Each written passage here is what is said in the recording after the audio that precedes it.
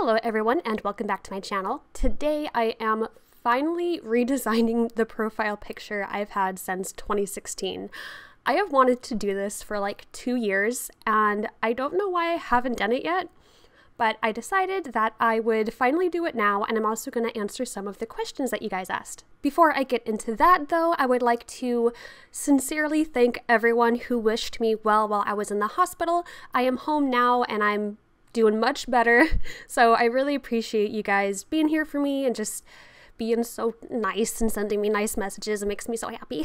Also, I am painting this in mostly watercolor, and I do use some Prismacolor color pencils as well.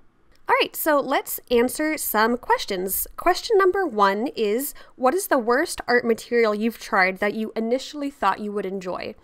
This one is really easy for me to answer because it's gouache.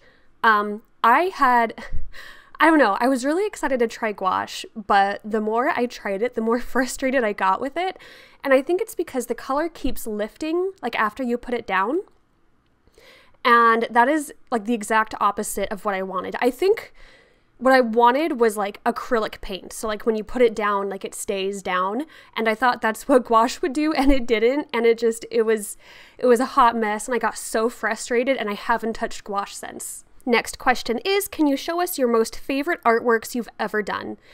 Yes, I have a speed paint for this on my channel, and it is my ecosystem painting, which I will put right here. And yeah, that's my favorite painting that I've ever done. I think I did it like 2 years ago, maybe just 1 year ago, but it's my favorite. And I don't know, it really captured exactly what I wanted in the painting, and I love how it looks, and I'm still so proud of it. Next question is, what kind of music do you listen to? I listen to basically like everything. There's not a whole bunch of music that I like hate. There are some that I gravitate more toward though. I really like indie. I really like alternative. Paramore and 21 Pilots are my favorite bands. I'm also digging Half Alive right now. They're super great. I'm totally drawing a blank at what other bands I like. Of Monsters and Men, I like stuff that makes me feel like I'm in a forest, like in the middle of the woods, and like I'm listening to just like rustic cabin music. Does that make sense? Next question is, are you happy with how your YouTube channel has developed? And how does it compare to what you initially envisioned when you started this channel? I think it's very safe to say that I never expected that my channel would grow like this. And I mean that 100% honestly. Like I guess I kind of like dreamed like, oh my God, that'd be so cool if I got like the play button or had all these, I don't know. I just like, it was always like wouldn't that be cool if, or like, wow, what if? And never did I actually think when I started this channel that it would grow to what it is today. It's really awesome, and I'm so thankful for it, and I'm so like astounded. It is a lot more pressure than I expected going into this channel though. I feel responsible for this channel and responsible to you guys, which I don't know if that's a good or bad thing. On the one side, it keeps me motivated to keep creating content and to challenge myself. On the other hand, it does get stressful and it does lead to burnout. So those are just things that I didn't expect would come with this channel. When I started this channel, literally, I wanted to make art videos. Like they weren't even narrated or anything like that. I just saw other people do it and I wanted to see what it would look like if I tried it. And just the more I did it and the more I enjoyed doing it and the more stuff I tried, it just exploded. And I'm really grateful and also just overwhelmed, really. Okay, next question is, do you have any favorite artists? Yes, I will always say this, my all-time favorite artist is Tony DiTerlizzi. He's amazing, and he is the reason why I am an artist today. I would read the Spiderwick books when I was a little kid, and those books were like law to me. Like I lived by those books. And he released like a field guide of all like the different magical creatures in it. And I would just spend hours and hours looking at his illustrations and trying to recreate them myself. And I would spend so many days like looking in my backyard for evidence of like fairies and stuff. So he has been so influential to me, and I'm getting like choked up thinking about it. Oh my God. And all of his work just inspires me like so much. Oh my God. Okay, next question. This is a really good one. How, if at all, has YouTube impacted your life living with CF? It's impacted my life a ton in a way I never ever expected. Because of YouTube and because of being able to get my name out there, I have been able to make an income with that. And my health has progressed to the point where I can no longer hold down a traditional job. So having that extra income, even though I can't like live on, it's not like a full-time wage or anything, but literally anything helps while I don't have a job, and it allows me to feel a level of independence and worth that I wouldn't have had if I didn't have something to work toward, if that makes sense. Because making the decision to quit my job was really, really hard. And I struggle a lot with feeling like I'm a burden or that like I'm a leech on society. So having my YouTube channel and having something that I can put my energy into and improve on and grow and even make money from, that is so, so, so valuable to me and my mental health to have something like that. And again, I didn't expect this going into making this channel, and I didn't see myself having to quit my job either, but like being able to have this in my life and have something like this is just, it's amazing, and I could never be more grateful for having this. Okay, another question kind of on the same vein. Does having CF affect you as an artist, and how? I would say yes, and in quite a few different ways. Growing up, of course, I was sick a lot, and when I was sick and had to stay home from school, my main hobby was drawing, so I had a lot of time to sit at home and draw and doodle while I was sick. And that kind of just like, I would always be in my own little worlds and like create characters, and having that like as a coping mechanism always has been like really beneficial, and I've used art as a coping mechanism for basically my whole life. So I would say that my feelings with having CF kind of seep into my artwork because of that. And like I mentioned before, my favorite art piece that I've done, Ecosystem, that was entirely based around my emotions with having CF. So I would say that CF has impacted definitely my subject matter, and it has helped grow my love for art because of the way I use it as like almost like a therapy or a coping mechanism. Like whenever I'm sick, well, to an extent, I can't like paint when I'm dying, but whenever I'm just like feeling bad or even feeling like mentally unwell, I know that I always have art to kind of help me get into more of a relaxed state of mind, because when I draw, like all my thoughts go out the window and I'm only focused on drawing, and that really helps me just get out of my own brain. And yeah, I'm not sure if I would have that same relationship with art if it wasn't for me having cystic fibrosis, because when I was a kid, like that was my escape too. So I don't know, that's an interesting question to ponder. All right, next question is, what is your favorite thing about creating content, as well as what's your favorite type of content to create?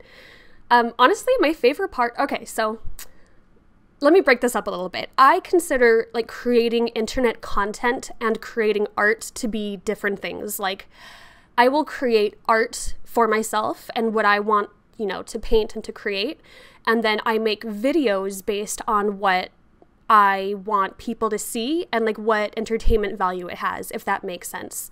So learning how to combine the two has been really interesting, but my favorite thing about creating internet content has just been being able to talk to so many different kinds of people and being able to create relationships with people.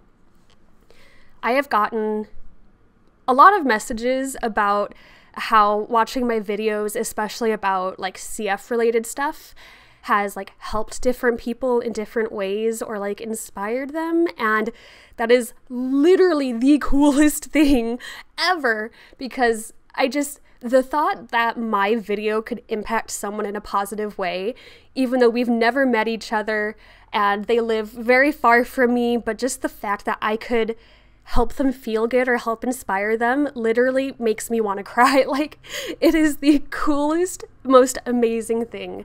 So creating content, yeah, just being able to help other people has been amazing. Plus, I've made a ton of like lifelong friends through creating content too.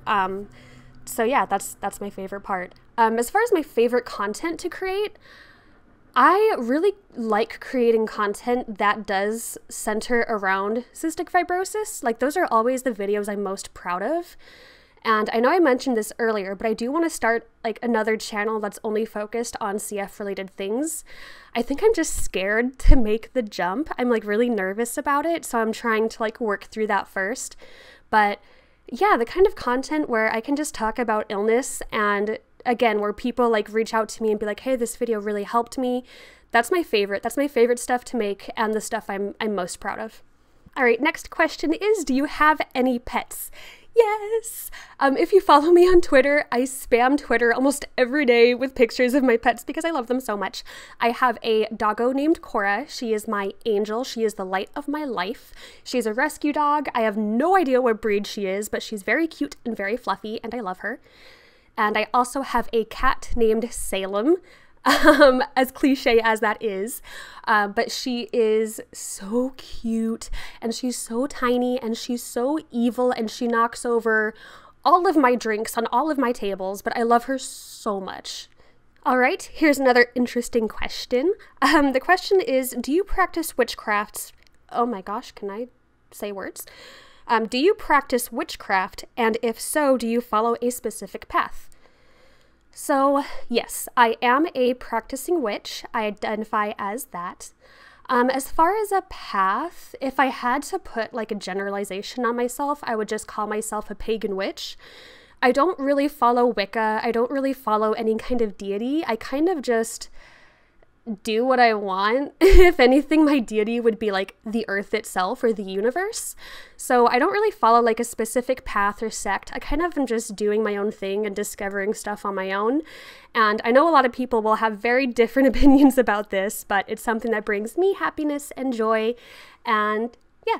Okay, this is another really awesome question that's kind of in the same wavelength, and I kind of want to go deeper into this on another video because I could honestly talk about it for a very long time. But the question is, how did you decide witchiness felt right, and do you get upset when people use it as an art aesthetic and ignore the belief behind it? So, my history with witchcraft is interesting. I don't want to go too much into it because it's very, very personal.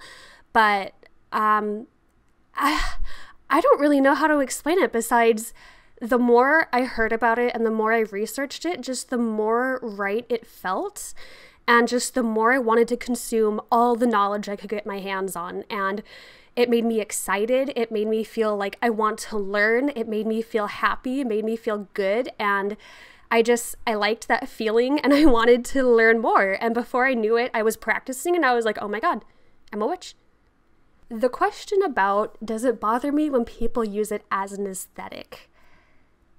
I have to really think about this one, because on one hand, I also love the aesthetic. I love the aesthetic of witch hats and crystals and Halloween stuff. Like, it's dope. It's so cool. And I can totally see why people are into it. Like, it's a beautiful aesthetic. On the other hand, I do wish people knew more about it, and in some cases we're more respectful about it, in that it is a valid spirituality that a lot of people take really, really seriously. So I think if people find a middle ground, or maybe just, I don't know, maybe a big part of this is that witchcraft still isn't mainstream, and it's kind of made fun of in a lot of circles, especially if people are very scientific minded, which isn't a bad thing, but it's just, there's not a whole lot of information about it, and that there are people who, yes, are practicing witches. So I just wish that in the general, like on a societal level, people understood what witchcraft is a little better and were able to kind of like use that in their art. An example of this is the show Sabrina the Teenage Witch. I know a lot of people like that show, and I unfortunately could not get behind episode 1 just because everything about the witchcraft part of it just turned me off so bad. I was just watching it and just cringing like, no! That is the opposite of what witches are trying to tell people that we are. And it just like, it really bothered me. And so if something like that maybe had more roots in either Wicca or paganism or just general witchcraft, like that would make it better for me, if that makes sense. But again, I could go on and on about this subject, so I'll just cut it off there. Let me know if you want a bigger video about this, because I would be happy to make one. Right, next question. How has doing YouTube changed how you feel about making art? Or just monetizing your art in general? This is, again, another loaded question that I could go on about for a while. My thoughts about YouTubing it, I've pretty much already covered, but monetizing my art has like a unique spin on it.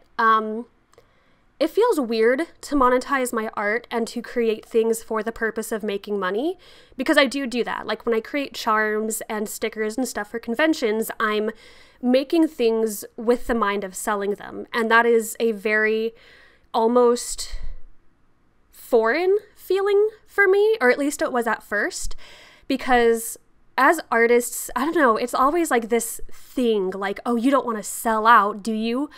And I guess I kind of like carried that with me. Like when I started to make things like for money, I felt like, oh my God, I'm selling out. I'm not a real artist. I'm not valid. Oh my God, I'm doing this for all the wrong reasons. But the more I did it and the more I just got through those feelings and got over those stigmas, I realized that making money with art is a good thing, and a lot of people do it. And especially since I don't have a traditional job now, this is my career, and I do deserve to be compensated for it. So I did struggle for a while with like the idea of monetizing my art, and even myself to an extent with my YouTube channel, but I think I've come to a better place with it now, but it did take a while for me to get here. All right, here's another CF question that I get a lot. Since you and your brother both have CF, how do you deal with the 6 feet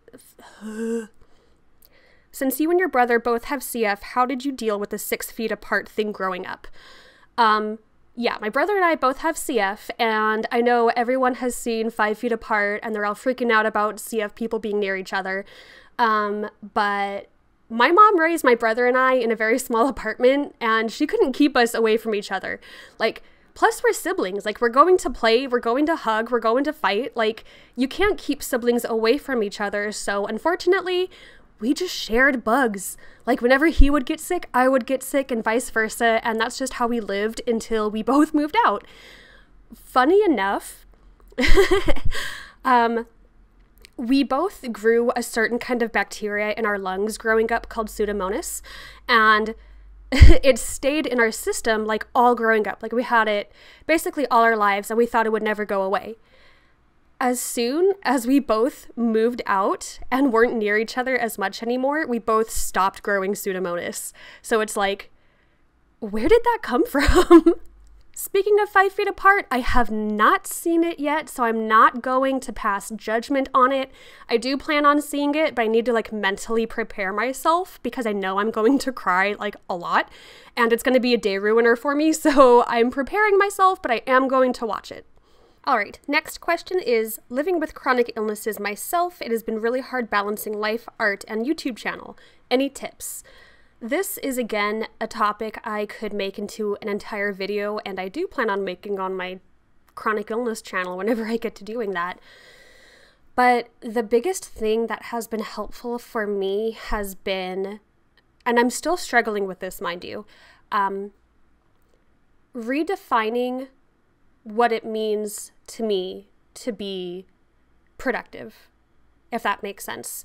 I used to well, I still struggle a lot with feeling like if I'm not doing everything, if I'm not making art, making content, making YouTube videos, doing work, you know, if I'm not doing all of those things and like going out to see friends, keeping up on my apartment, making sure it's clean, cooking myself healthy meals, all these things that I want to do, I feel like if I'm not doing them, then I'm failing, and it's easy for me to spiral into like, I'm worthless, I suck, I'm not a good member of society, and that is not a good frame of mind to be in. So one of the most helpful things for me has been to think about why I feel this way and better ways to go around that so that I don't beat myself up and feel all these different things that are bad. So redefining what it means for you to be like balanced and be productive is one thing. And then also bullet journaling has surprisingly helped me a lot. It helps me organize my thoughts and be able to kind of like jot down what is the most important thing for me to do in a day. And then I feel like if I do that one thing, then I've had a good day and I can call myself like, okay, this was a successful day. I got it. All right, so I think that is all I have time for. Thank you guys so much for asking such like thought-provoking questions. I really enjoyed kind of like ruminating on these and thinking about them, so thank you so much. If you have any other questions for me, leave them in the comments below and I will do my best to answer all of them. And yeah, I hope you guys enjoyed watching me draw this new profile picture. I like it a lot. I think it actually looks like me because I haven't had long blonde hair in like forever. So yeah, I think that's it. So I'll see you guys in the next video. Bye guys.